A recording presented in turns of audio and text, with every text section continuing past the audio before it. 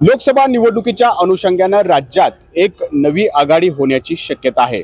प्रकाश आंबेडकर आणि मनोज जरांगे म्हणजेच मराठा समाज आणि दलित समाज अशी एक मोठ बांधण्याचा प्रयत्न प्रकाश आंबेडकरांकडून होत आहे। याच बाबत मतदारांना नेमकं काय वाटतं हे आपण जाणून घेणार आहोत। पिंपरी चिंचवड शहरातल्या विविध भागात आता आपण वावरतोय। खरं तर लोकसभाची चर्चा तुमच्यात होत असेलच, परंतु आता मनोज जरांगे आणि प्रकाश आंबेडकर हे एकत्र येण्याची चिन्ह आहेत। काय वाटतं तुम्हाला याबद्दल? आम्हाला याच्याबद्दल आनंद वाटतोय, कारण हे दोघे जर एकत्र आले तर बऱ्यापैकी त्यांना बहुमत मिळू शकतं असं वाटतं मला। कशामुळे तुम्हाला वाटतं त्यांना बहुमत मिळेल? कारण आता मराठा समाज मराठा आरक्षणामुळे थोडाफार फरक पडू शकतो। मराठा आरक्षण हो, आणि दलित समाज पण हो, दोन्ही आहेत ना, दोघांमुळे तो फरक जो आहे तो आज जवळजवळ 1-2 वर्ष त्यांची युती ठाकरेंबरोबर चालली होती। बऱ्याच म्हणजे ते महायुती बरोबर आघाडीबरोबर त्यांचं चाललं होतं आणि त्यांनी तो खूप प्रयत्न केलेला आहे। योगा की काय जागा वाटपाच्या थोडंसं बिनसले त्यांचं, पण ते जी भावना जी आहे लोकांची ती लोक हे करणार की ती युतीच्या मागे लोक आपल्या महाआघाडीच्या मागे लोक जाणार असतील आणि ती लोक त्यांना मतदान करणार। वंचितचे लोक खरंच चांगली लोक आहेत ती, आणि त्याच्यामुळे तो फरक पडणार नाही की आघाडीच्या याच्यात फायदा होईल, आघाडीला फायदा होईल ते असं वाटतं। म्हणजे माझं वैयक्तिक स्वतःचं मत असं आहे।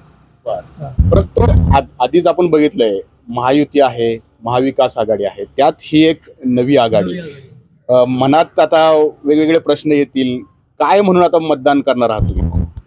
नाही, माझं तर मत असं होतं की त्यांनी प्रकाश आंबेडकरांनी आघाडी बरोबर जर युती केली असती तर ती अधिक फायदेशीर ठरली असती। हे दोन्ही पक्ष एकत्र झाले असते आणि जे आता वंचित जे मतं घेत होते आणि सीट पडत होते यांचे, त्यामुळे आता ते आघाडी झाल्यामुळे तो पुन्हा डिस्प्यूट होणार आणि सीट पुन्हा पडायची ते पडणार त्यांचे। मग असं कुणाची सीट? आघाडीचे तर मग आघाडी आणि ते एकत्र आले तर फार फायदा आहे त्यांना, म्हणजे एकंदरीत असं माझं मत आहे। परंतु महाविकास आघाडीने त्यांच्याकडे अनेकदा प्रस्ताव ठेवलेले आहेत वंचित म्हणजे प्रकाश आंबेडकरांकडे, त्यांना मान्य का होत नसतील? मग हे नाही, त्यांनी खरं वंचितनी ते मान्य करायला पाहिजे। त्यांना 6 सीट देतात येते, ते 8 सीटला ते धरून आहेत, ते काही योग्य मलाही वाटत नाहीये।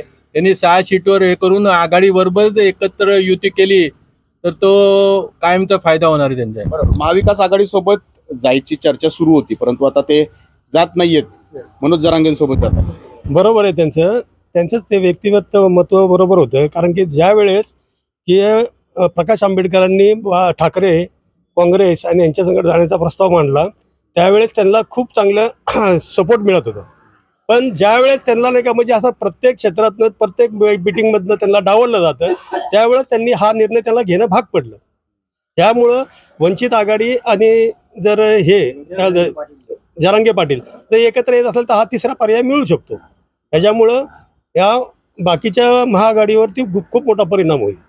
महाआघाडीवरती या ठिकाणी परिणाम होणार आहे असे या ठिकाणची मतं आहेत। चित्र काय बदलेल का आता राज्यातलं? कारण आता बरेच ठिकाणी आम्ही जातोय तर लोक म्हणतायत की महाविकास आघाडी पण नको, महायुती पण नको, कारण राजकारणच इतकं गढूळ झालंय। तर काय चित्र बदलेल असं वाटतंय?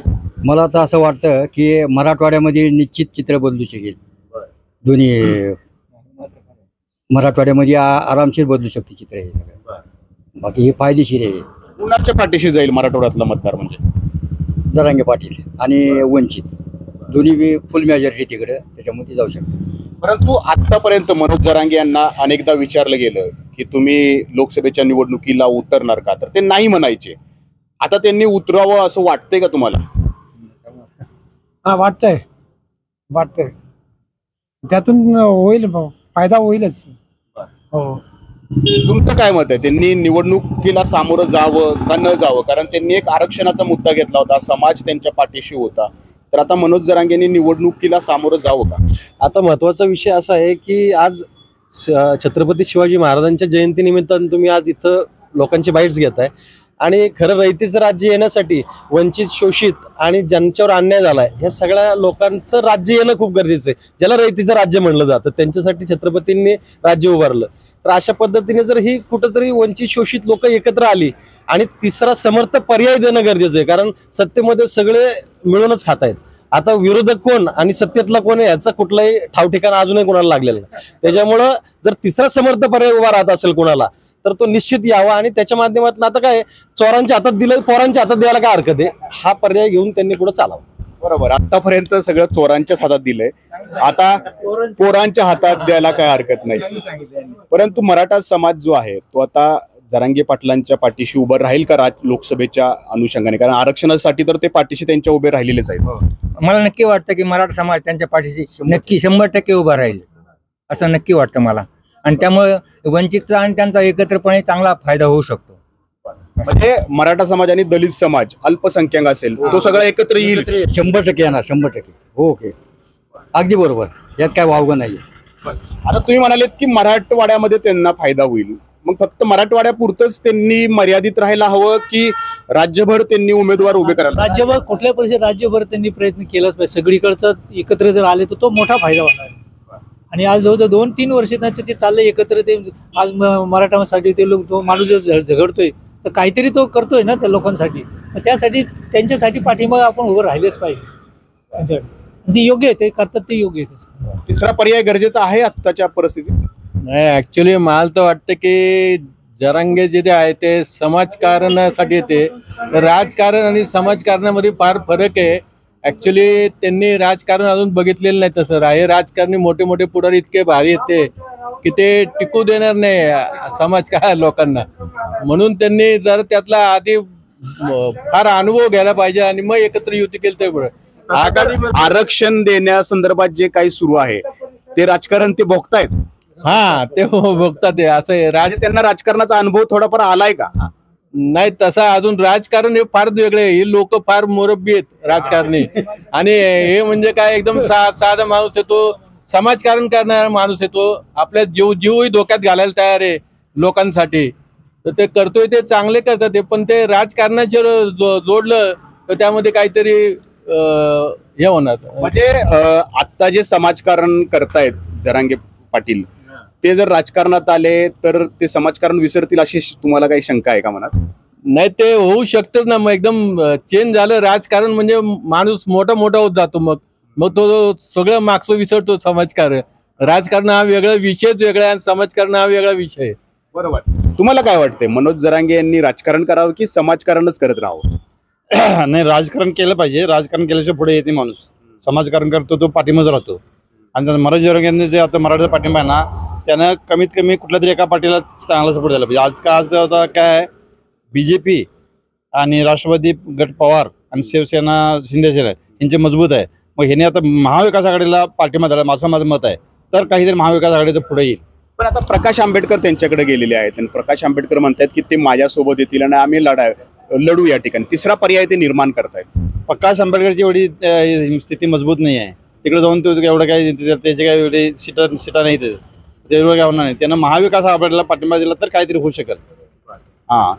ते प्रकाश आंबेडकरची स्थितीच नाही आहे. त्याची म्हणजे राज्यामध्ये एक सुद्धा सीट नाही आहे. त्याला काय मिळणार आहे? आंबेडकरला जास्त प्रमाणात खेळवलं जातं ना या तिन्ही नेत्यांकडून, म्हणजे ठाकरे गटाकडून, शरद पवार गटाकडून. मग त्यांनी कवर तर त्यांची वाट बघत बसायची. आता त्यांचे उमेदवार पूर्णपणे जाहीर करून मोकळे झाल्यात आणि त्यांच्यात वादावाद चालल्यात. मग ह्यांची उमेदवारीचे नाही का अर्ज दाखल करण्याची तारीख संपून गेल्यानंतर यांनी म्हणायचं की आम्ही तुम्हाला एवढ्या जागा सोडल्या होत्या. पण प्रकाश आंबेडकरची स्थिती आज राज्यामध्ये ते मजबूत नाही आहे ना. मग त्याच्यावर जाऊन तुम्हाला काय फायदा होणार नाही. ऑलरेडी BJP, शिवसेना आणि पवार गट म्हणजे अजित पवार गट हे मजबूत आहेत. पण महाविकास आघाडीला जर हे केलं, सपोर्ट केला तर काहीतरी होऊ शकेल, जरा बदल होऊ शकेल. बदल जर करायचा असेल तर ते म्हणतायत की बदल करायचा असेल तर त्यांनी महाविकास आघाडीला पाठिंबा. बरोबर आहे ते.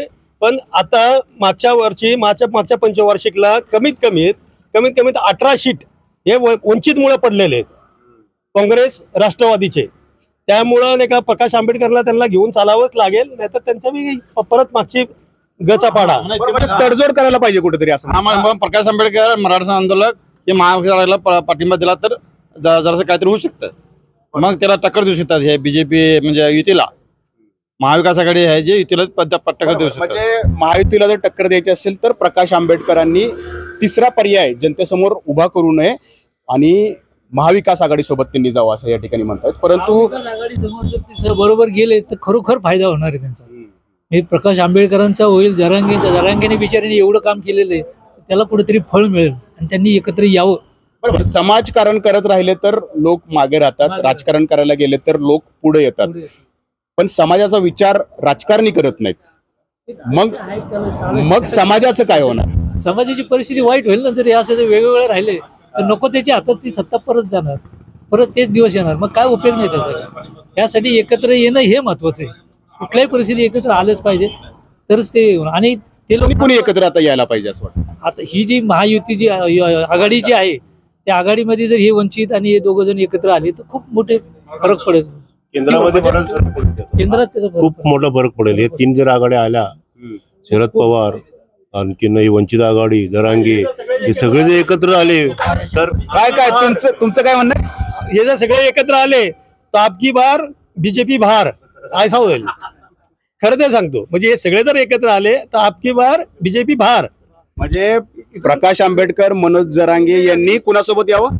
आघाडीबरोबर, महाविकास आघाडीवर आले तर आपकी बार बीजेपी बाहर. तर लोकांच्या या प्रतिक्रिया आहेत. प्रकाश आंबेडकर यांनी काल सांगितलं की मनोज जरांगे आणि प्रकाश आंबेडकर म्हणजे मराठा समाज आणि वंचित समाज यांची मोठ बांधण्याचा त्यांचा प्रयत्न आहे, परंतु या सर्वसामान्यांच्या प्रतिक्रिया आहेत. सर्वसामान्य म्हणतायत की तिसरा पर्याय उभा न करता प्रकाश आंबेडकर आणि मनोज जरांगे यांनी महाविकास आघाडी सोबत या ठिकाणी जायला हवं. आणि त्यानंतर मग काय होईल पुन्हा एकदा मी तुम्हाला ऐकवतो काय होईल. त्यामुळं आपकी बार बीजेपी बाहर. नाजिम मुल्ला, एबीपी माझा, पिंपरी चिंचवड. एबीपी माझा, उघडा डोळे बघा नीट.